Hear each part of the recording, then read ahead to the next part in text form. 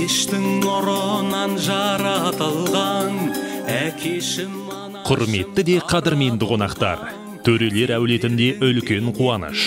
Құрметті ағайын туыс, нағашы жұрт, құда жекжат, жиын бөлелер, бауырлар мен жора жолдас, дос құрбылар, көршілер.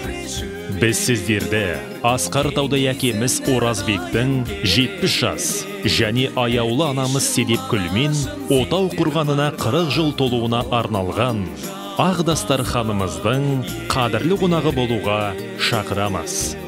Той 2022 жылы 19 қараша күні сағат 19:00-де басталады.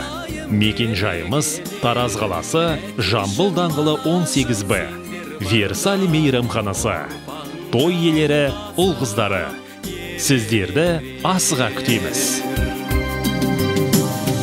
Дүние-ай не деген көркем едің, есейдім, ер жеттім, еркеле.